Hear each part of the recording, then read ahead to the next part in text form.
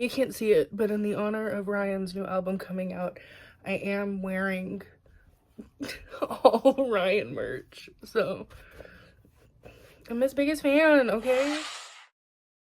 Hi guys, it's Tyler. Welcome back to my channel. I thought of doing something kind of fun today for you guys. I have a lot of books on my bookshelf and just a lot of books in general. And so I thought I was gonna go through today and show you every book that I have on my shelf that I own, that I have given 5 stars to. Now, I give 4 and 5 stars out like candy. It's not precious to me. It's not precious to me. But I will say what is precious to me is the difference between a 4 and a 5. And hey, if you try to think about that and make it make sense, it will drive you crazy. It'll drive you crazy, I promise you. So I'm going to be going through these books kind of rapid fire, like in the middle between rapid fire and actually discussing them with you. And I am going to tell you why I liked the book, who I think would like this book, and if I recommend it. Great? It's a vibe thing. It'll be a vibe thing, not a strict structured thing. It'll be a vibe thing. So starting off, again, no order. These are I was going to do it in order that I read them, but that was just so much work. I just pulled them off my bookshelf. First, we have Dry by Neil and Jared Shusterman. I liked this because it felt really realistic. It felt palpable. As somebody in Southern California, this felt really real. I do keep water in my house now because of this book. If you like dystopian books, and if you like thrillers, but you want a different kind of thriller, like you want a different vibe, and a little bit, it's fast paced, it is anxious, it made me anxious, it made me very anxious, but it does break up the it has very high stakes. There you go. If you like a book with high stakes, I got there. See, I'm gonna get better. I'm gonna get better at this. If you like a book with high stakes, and if you like a book that is very character driven in a very plot heavy universe, this is great for you. This is great for you. Would I recommend this? Yes. I also would highly recommend this to anybody that lives in Southern California. California in general, but specifically Southern California. I would highly recommend this book too. Next, we have The Ones That We Are Meant to Find. I read this book towards the beginning of my coming back into reading phase. And I will be honest, I don't remember, I couldn't sit here and tell you everything that happens in this book, but there are a couple scenes that happen in this book that have stuck with me to this day. And I read this back in 2020 or 2021. And the reason that I remember liking this is the feeling of not coziness in the sense of the way that we use cozy now, but it felt very reading this, I felt very swaddled, very family, but also a sense of dread in the back. I felt comfortable, but I knew if I turned around the wrong corner, something bad would happen. So that is why I liked this book. I think if you like beautiful prose, from what I remember, if you like beautiful prose, if you like things a little bit more poetic, if you like stories about family, I recommend this to you. So yes, I would recommend this to people. From 2025 thinking back to 2020 or 2021, Tyler, I recommend this. I'm pretty sure it would hold up, but I am just being honest, it is a little fuzzy in my brain. Lord of the Flies, I read this in high school and I really like it and I still own it. I have a couple classics, not a lot, but I do remember going with this too. I will say, I'm gonna group 2 of them together really quick. The Troop by Nick Cutter and Lord of the Flies by William Golding. These 2 books, great. Specifically for this one, read trigger warnings. There was a couple of scenes I had to just straight up skip. I liked both of these because maybe it's important to read these. Definitely right now read this one. This one is just, if you liked this, read this. I know that's not the point of this video, but if you liked this as a high schooler, read this. The reason that I liked both of these is I like seeing the stripped down humanity when nobody thinks, like when you think you're not being watched, like what we as humans do. And so I think that that was done very well in both of these. This one specifically, it was raw, it was gross, it was, hey, fucked up. I'm gonna say it was fucked up. But so read trigger warnings for this one specifically.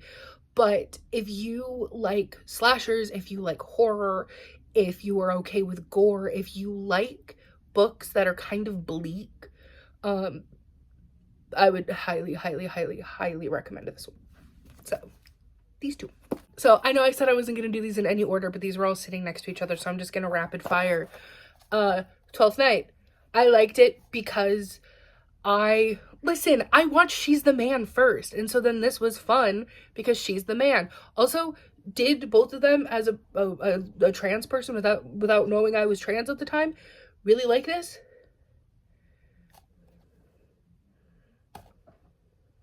Maybe. If you like, I'm just gonna say it, if you liked She's the Man, I think it would be fun for you to read the source material. Every time I recommend Shakespeare, though, every time, and it's gonna go with this one too, I have another one in my hand. Every time I recommend Shakespeare, find an audiobook or find like a stage production on YouTube of it and listen along. I cannot tell you, I don't have a lot of things that I'm very particular about, and I don't have a lot of things of hills that I will die on when it comes to reading. Shakespeare is meant to be listened to. Shakespeare is meant to be performed.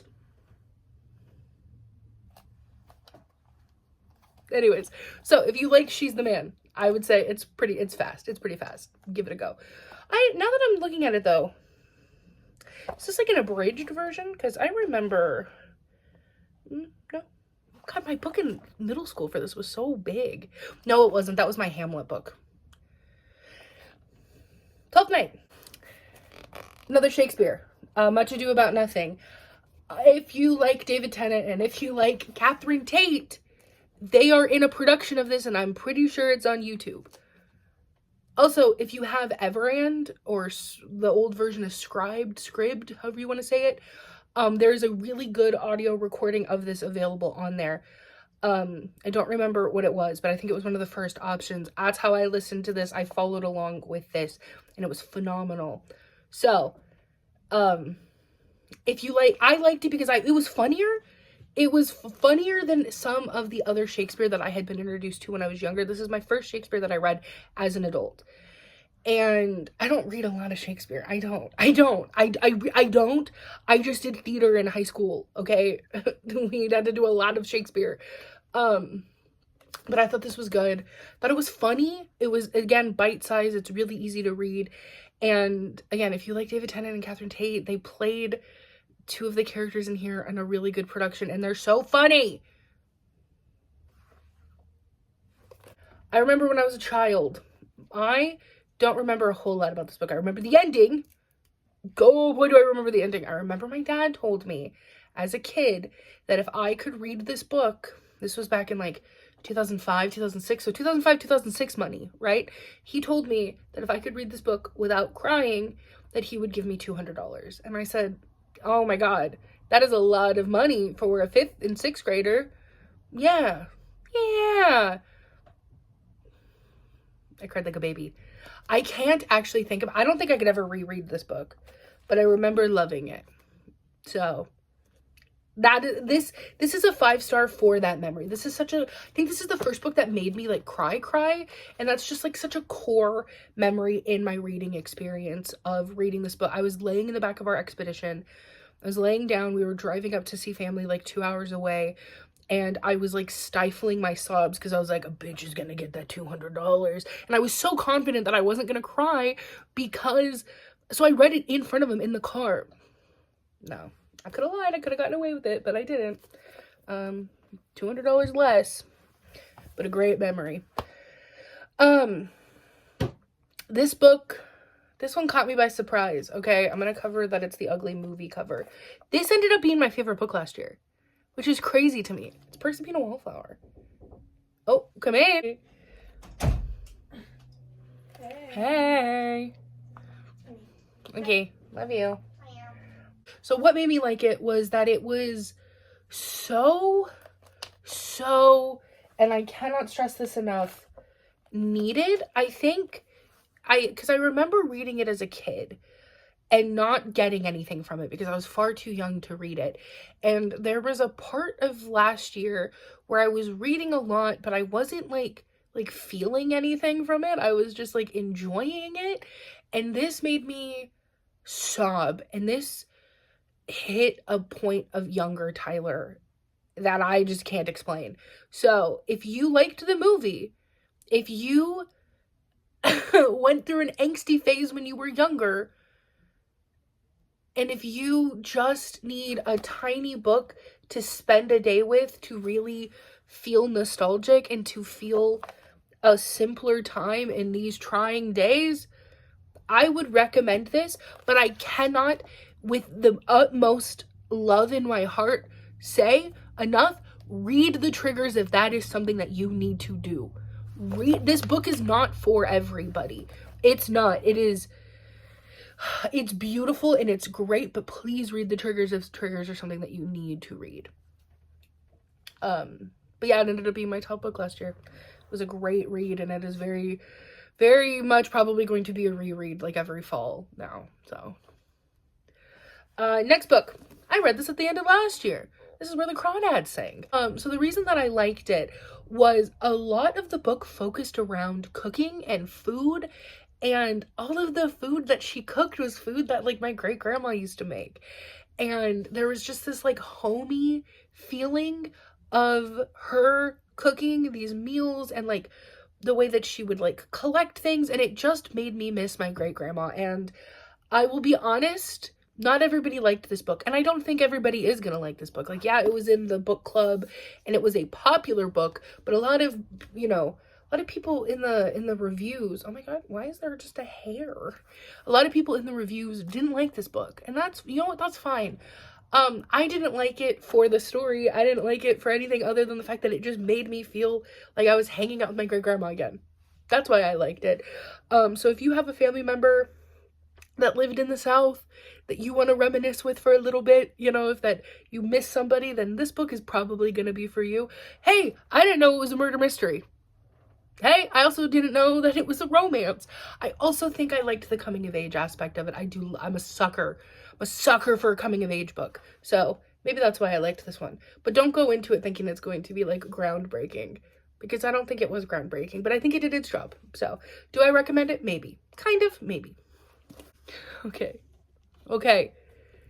You can tell how old my copy is. This is my original copy. This isn't, yeah, I got this back in 2012. You see that? That's crazy. This is my original copy from my grandma and grandpa. It's Looking for Alaska by John Green. I have no idea where the dust jacket is. No idea. Do I think that if you've never read this before... Now, okay, reasons I like it. The nostalgia. Obviously, the nostalgia. I liked the idea of the found family in this. I really liked the idea of being able to be independent but still a child, like the thought of like going away to a boarding school type thing, and the found family in it, and like the angstiness and like the whatever, you know, Alaska. When I was younger, I was like, wow, me. I don't know if it holds up now. If you've never read it, it probably doesn't hold up in 2025. I will be honest. But if you want to reminisce, if you want to like go back again to a simpler time, if you like YA, if you like angst, then I think this would be good for you. But yeah, this is, do I recommend this? Maybe. I recommend it for a reread for sure. Yeah, that's probably, I think, maybe one of my only 5-star John Greens. The rest of them are definitely high 4s, but I think that's the only one that got a 5. This was really interesting to me. I love the Underland Chronicles, by Suzanne Collins, the one who wrote Hunger Games, right?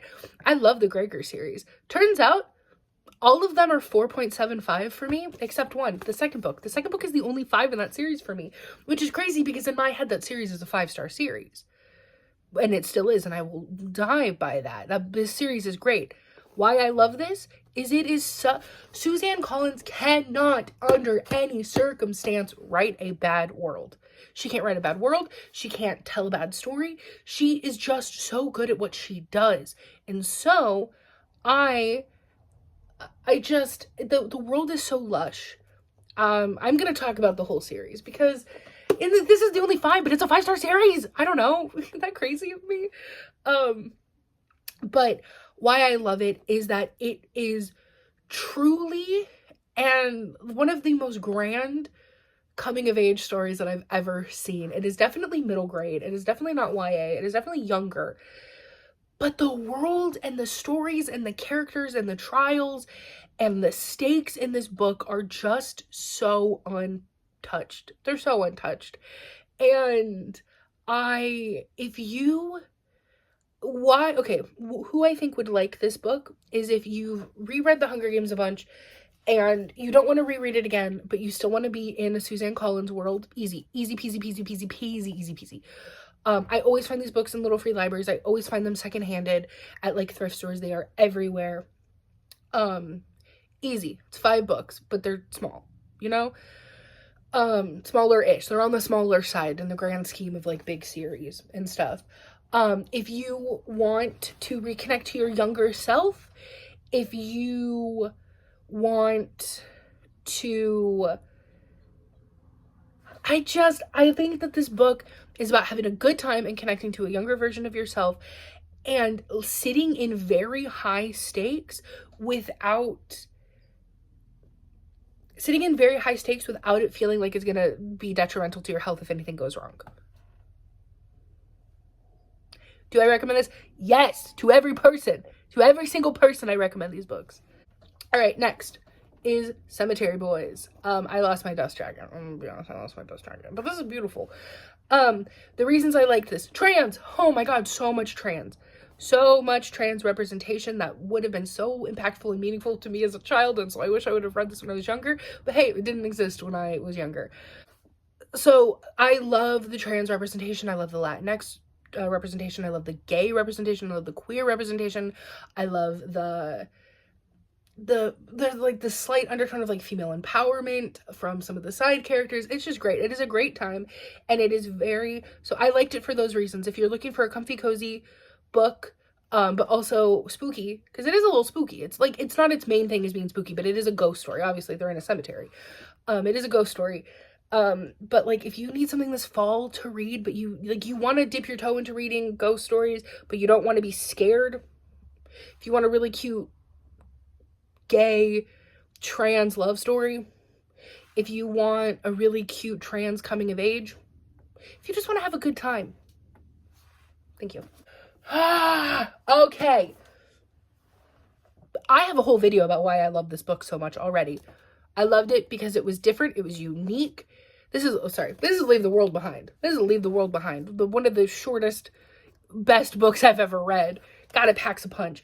I love it because it's bleak. I love it because it's a character study. I love it because the stakes are so middlingly high, but you don't know that they're super high. You feel like they're low. I would recommend this to everybody.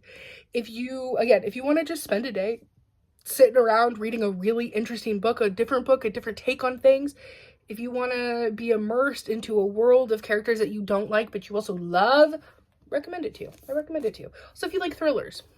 Also, if you watched the movie and you thought the movie sucked, read the book and I promise you it won't. The movie was awful. I have a whole video on it, but the movie was awful. Do I recommend this? Yes. Next, we have You're Not Supposed to Die Tonight. This, again, a little bite-sized thriller. A little thrash-sized bosher was what I was going to say. That is crazy. I've been talking for 23 minutes straight, and I still have so many books. Okay, no, I got this. I can do this. I'm going to take a sip of coffee. Next, we have You're Not Supposed to Die Tonight, which is a YA thriller. I keep saying thriller, and I'm trying to say slasher. So next we have You're Not Supposed to Die Tonight, which is a YA slasher. I liked this because it was way more gory than I thought it was going to be. There's queer representation in it, which is phenomenal.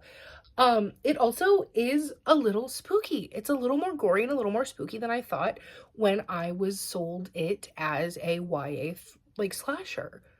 It's really good. It's really, I was genuinely surprised, and it's one of those books that also it respects your time, because it feels like the author could have drugged this on. The author could have taken this and made it so long and it wouldn't have been good, but they really fully were like, you know what, actually it's gonna be this long and you're gonna enjoy it. And I said, yes, I am. Also, the ending surprised me. So people that I recommend this to, I recommend this to people who liked Fear Street. Very much has that same vibe. I also recommend it. It doesn't have the same storyline at all, but if you really liked season 1 and 2 of Stranger Things, I think that you would really like this. Also, it's gay. I don't like that the angle is so different now. I really like when my candelabra is there. That's better. So this is In the Dream House. This is a non-fiction memoir told in these like little tiny snippets, little blurby things. And I liked this because it was so unique on how to tell a story of trauma in the format that this author does. It is also gay. It is also very like nice to see, because a lot of time in books and in media, queer romances are like not romanticized, but like you don't get to hear a lot of the bad stuff that happens in them, because it feels like we are almost afraid to tell the bad stories that are happening to us, to give like straight people kind of like the fuel that they need to be like, well, look. So it was nice to read a story, and she just did and the author just did an amazing job telling her story in such a raw way. And so yeah, read the triggers for this. But if you like nonfiction, or if you're looking for a way to get into nonfiction and you like reading about queer people, you're like reading about lesbians, I recommend this too. So yes, I recommend this. Read the triggers. I think I said that already, but I cannot hone it in enough. Read the triggers. Okay. So this next one, listen. This next one. I saw everybody talk about this before I was into reading. And I was like, or before I got back into reading, and I was like, that can't, like, what is so popular about that? Like, what's so popular about a book that obviously is so sad like that? And I was like, that's crazy. Okay. And then I read it. Why I liked this. The main characters, Rufus and Mateo, have my heart. Those are my children. Those are my babies. These are my children that I take care of. I think it was such a fun way to tell a love story. I also think the premise is really interesting. I also think it's fucking sad, and I kind of like sad books every now and then, and boy oh boy, this one's sad. So I love this book. Do I think if you read romance, you'll like it. If you like crying, if you read a book to cry, you'll like it. If you like a little bit of cheese, a little bit of coming of age, a little bit sappy, it's fun. This book isn't like poetically groundbreaking and you're gonna like change your life reading it, but you're gonna cry and you're gonna have a cute time doing it. So do I recommend this? Yeah, a lot of people don't like it, but you know what, fuck it, I do. Next we have Tell Me I'm Worthless. This is the craziest book I think I've ever read. This book is weird. The reasons I liked it, weird. The reasons I also liked it, trans. The reason that I liked it is a pretty bookseller from a local indie bookstore sold it to me at a book fair, and I said absolutely. Who do I think would like this? People that watch like A24 horror movies exclusively, and people that like being challenged when it comes to reading. Also trans people. Okay? Also trans people. That's also, yeah. Gay, trans. Like the I just need to read the last blurb. Cutting, disruptive, and darkly funny, Tell Me I'm Worthless is a vital work of trans fiction that examines the devastating effects of trauma and how fascism makes us destroy ourselves and each other. Read it. I recommend. Read the triggers. Know that you're gonna not really know what's going on for a big part of the book. It's so good. It's so weird. I want to reread it. Next, we have Haunting of Hill House. Reasons I liked it. God, it was so atmospheric. It was so spooky. It has deckled edges and everything. I love it. If you want a place to get in with classics, this is great. If you liked the TV show, this is such a fun way to look at the source material. But yeah, I thought it was great. If you read Agatha Christie, if you read other classics, if you read horror, but you want to like pay respect to one of the legends, I would say that this is a good place to go.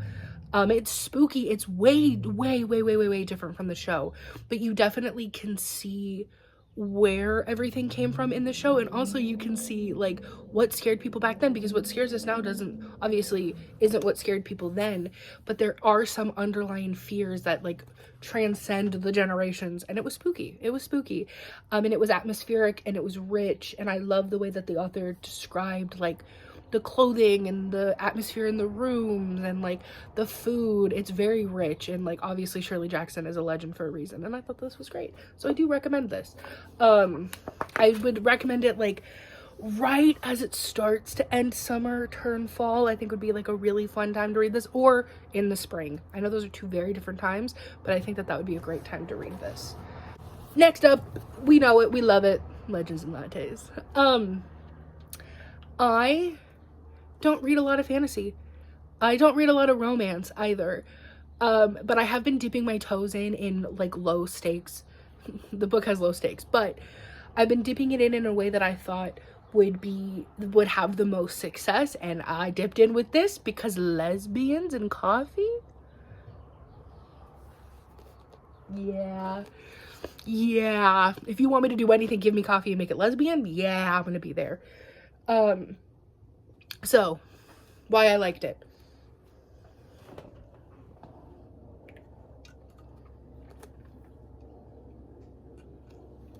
Its sip was way too big. I also just liked the sense of community. I love a community.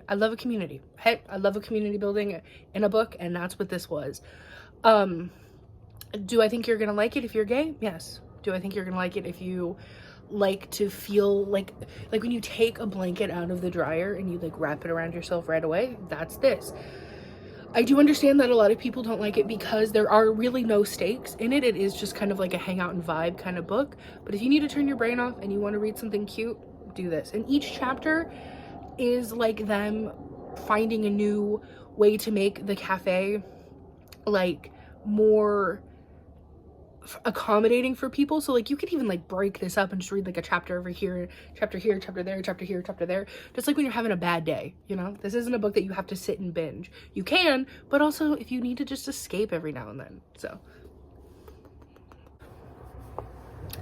I know that so many people don't like this book, which is crazy. So we have mixed media.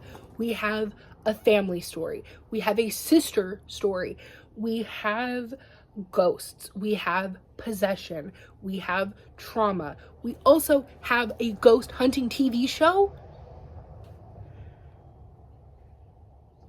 This was so made for me. This was the first book I fully annotated.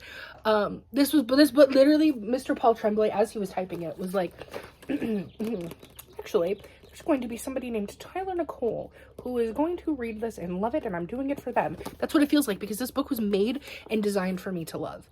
So if you like ghost adventures, if you like family stories, if you like stories about sisters, if you like stories about interpersonal relationships, if you like ghosts at all, or if you like any of Paul Tremblay's work, this. So now we're at my series. I know that I should have probably put the Gregor book in here with that, but I didn't, and we're just gonna have to, you're gonna have to be okay with that.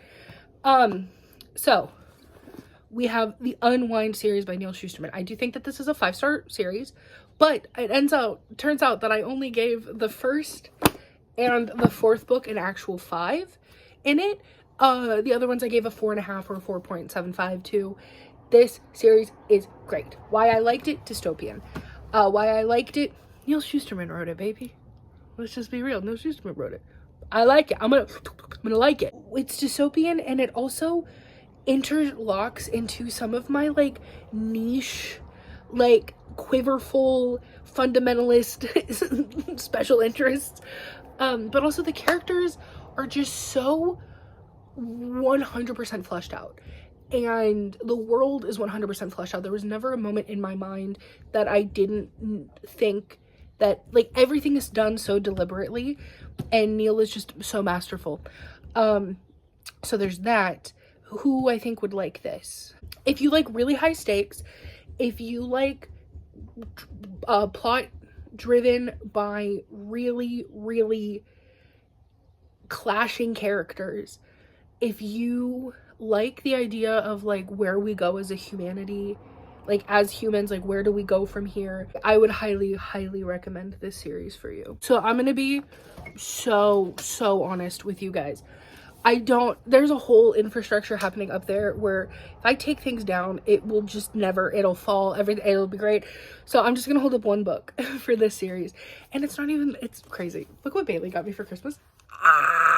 So the Hunger Games series as a whole, 5 stars. I gave every book in that series a 5 stars. I do think my favorite is Ballad of Songbird and Snakes, which I don't think is a popular opinion. But also, can we just talk about this really quick? Can we just talk about this animated version or this illustrated version? Are you joking? Are you fucking kidding me? Reasons I liked this. I like dystopian. I like strong women characters. I like saying fuck it to the adults and to the people in power that think that they know better just because you are younger or just because you are othered. And they don't know better. They don't fucking know better. Who I think would like this. If you liked the movies, you should read it if you want. I will also say, here's the thing. If you want to get into audiobooks, Tatiana Maslany narrates the audiobooks, and it was a great time. So I would recommend that if you haven't read these yet, listen to the audiobook, get this beautiful version. Check it out from the library. And I know you're familiar with the story, and I don't think you're gonna understand how much more rich and fleshed out the character and the world is in the book, because you think, oh, I've seen the movie. You should read the books. You should read the books. Hey, all right, last one. I didn't mean to save the best for last. Genuinely, I just didn't feel like taking all the books off my shelf. 5-star series again. Scythe by Neil Shusterman. I've already talked about this in almost every one of my videos. But why I liked this, such an interesting look at humanity, such an interesting look at mortality, and also like if we've gone as far as we could go, like if you go as far as you can go into something, at what point do you start to come back around? Like, you know what I mean? And it's just an interesting look into that. I also love the characters. I love a close proximity story. I love like an isolated story, like a little slice of life in a bigger picture. I also love a mentor story. I love training montages, and I think that's because of this book. Who I think would like this? Everybody. But I think you should read this if you've read like The Hunger Games, or you've read Unwind, or you've read other YA dystopias and you need another one. This is great. If you want a series to get into, but also I think personally that the first book wraps up in a way that if you don't want to read the whole series, you don't have to. So if you want like a standalone, this is great. If you want to get into a trilogy, this is a great trilogy because it's not like overwhelmingly dauntingly big. There is a 4th book. It is called Gleanings. I just don't want you to think that I'm lying and it actually is a saga. Gleanings is just like an anthology at the end of like stories that like Neil wanted to put in the big book but didn't get to. So it's more of just like a, like, you know, like when you would get a DVD and there was like the movie and then like the bonus DVD, like the bonus features. That's the bonus feature book. So yeah, I think this book is great. Hello from editing, Tyler. Hi. I just realized that I also have A Dowry of Blood, but I lent it to a friend, so I technically own that book. And I liked it because it's gay. I liked it because it's spooky. I liked it because it's Dracula and vampires. I think that if you like anything to do with vampires, I think that if you like anything sapphic, I think if you like, if you need like, if you want like polyamory, like representation, if you want some like hot sapphic lesbian vampires, this is definitely for you, just so you know. And do I recommend it? Yeah, I recommend it. Yeah, I recommend it. All right, guys, we did it. That was crazy. Genuinely, I talked less and more than I thought I was going to. But hey, for me, it's a win that this video isn't going to be 3 hours long. Hello. Thank you guys so much for watching. I have a couple more videos planned for you guys soon. And I'm very excited about them. Anyways, thank you guys so much for watching. And especially if you do things for the coffees and the gays, then I love you the most.